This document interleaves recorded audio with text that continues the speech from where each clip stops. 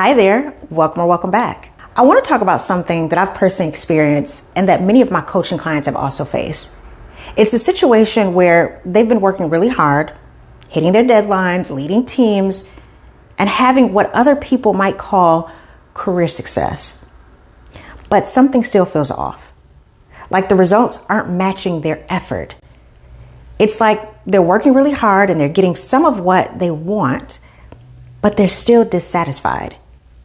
And they're wondering to themselves, like, what am I missing?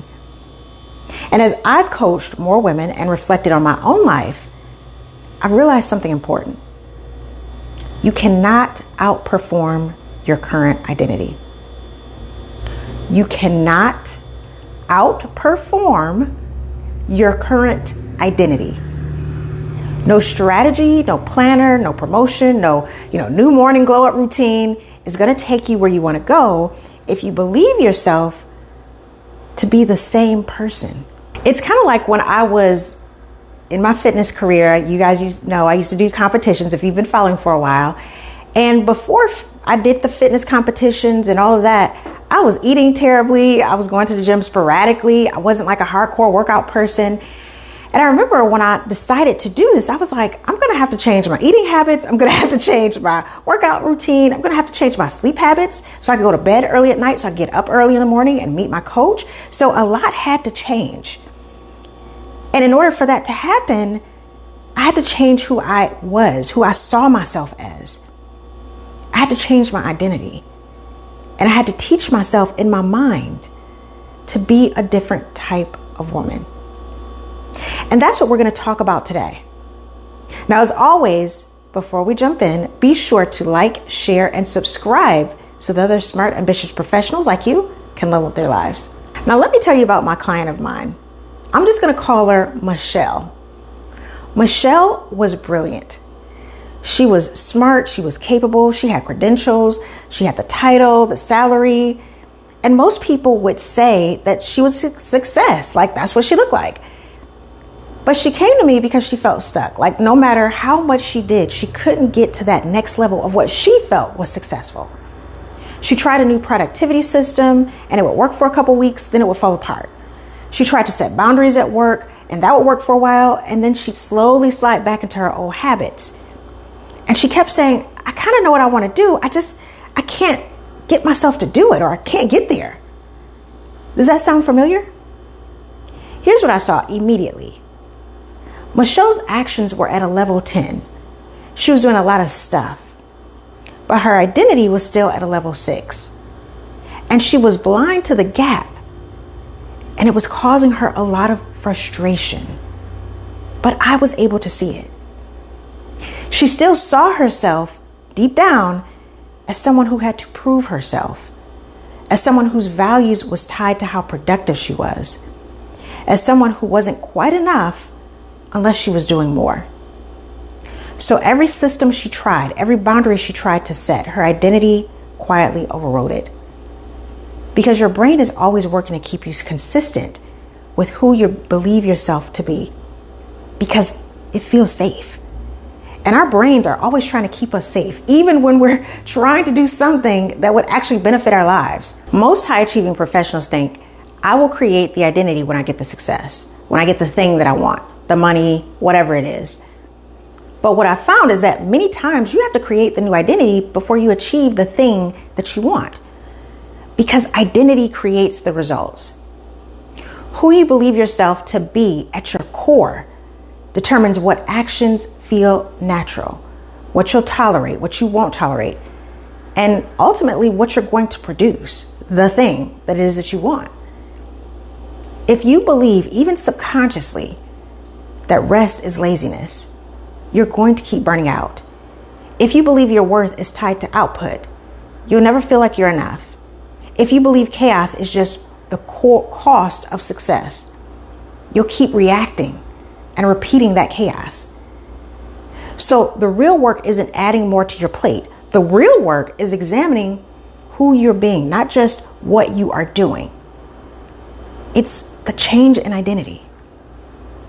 And that's where it gets really practical, because identity change doesn't happen in a vacuum. It happens through clarity work. You have to get clear on who you are and what actually matters. Not what your industry says, not what your family expects, not what other people expect of you. I'm talking about getting clear on what I consider the key important parts of your real, actual life. Your work structure. Are you actually built for the way you're working right now? Your value and decision-making style. Do you even know what your values are? Not what you think they should be or what other people told you that they should be, but what they actually are and how they affect your decisions. Because let me tell you, your values are affecting your decisions. Your emotions, how you're actually feeling and how you want to feel. Most high achievers are so good at managing how they look on the outside that they stop checking in on what's happening on the inside. Your rest and recovery. And I know you're going to say, but Tiffany, I don't have time to rest. I got so much work to do. But let me ask you, how sustainable is what you're doing right now? Is it working for you? Are you getting the recovery that you need to move forward? Your lifestyle, the actual texture of your daily life. Is it yours? Or is it the version you built to impress someone else who wasn't even watching you anymore, who didn't even care? And the money, not just how much you make, but your relationship with money, your beliefs about it. Because your money story is deeply tied to your identity story. When you get clear on all of these, not just one or two, all of these, you start to see where the misalignment is. And that's where the identity shift begins. If you're resonating with this, make sure that you register for my weekly Clarity Workshop series all around gaining clarity in these areas of life that keep you stuck in work, emotions, values, lifestyle, and so much more. This workshop is for women who are successful on paper. They got the visibility at work, they have the leadership position, the achievements, but they're still not satisfied and headed toward burnout. For more information and to sign up, definitely click the link in the description. So what does identity change actually look like in practice? Well, for Michelle, after we did her clarity work, she realized that she'd built her entire career identity around being the fixer, the helper, the one who got things done, the one who solves everything, the one who people come to in crisis. And while that felt powerful in the beginning, it had become a trap. It was keeping her exhausted, underpaid for her actual value, and unable to delegate. Because if she wasn't the fixer, who was she? The identity shift for Michelle wasn't about working harder or getting another certification. It was about deciding consciously that she was now a leader who creates capacity, not a hero who carries everything alone. That one shift changed how she showed up in meetings, changed what she agreed to, changed how she talked about herself in high-stakes conversations, changed what she asked for and what she got. Same woman, completely different results, because she changed the story. She was telling about who she was and her identity. That's the type of shift that I'm talking about. So let me leave you with this, because I want this to be actionable, not just inspiring. Ask yourself 3 questions this week. I want you to get a sheet of paper, write them down. You can pause the video right now if you need to. But I want you to actually write these answers down. Here's the first question. Who do I believe I am right now at my most honest self? Not who do I want to be, not who people say I am, but who do I believe I am deep down? What are their stories on repeat? Answer that for yourself. Question 2. Is that identity serving the life I say I want? If the woman you're being today, her beliefs, her limits, her self-image, if she showed up every day for the next 5 years, does she get you where you want to go? Is that who you are?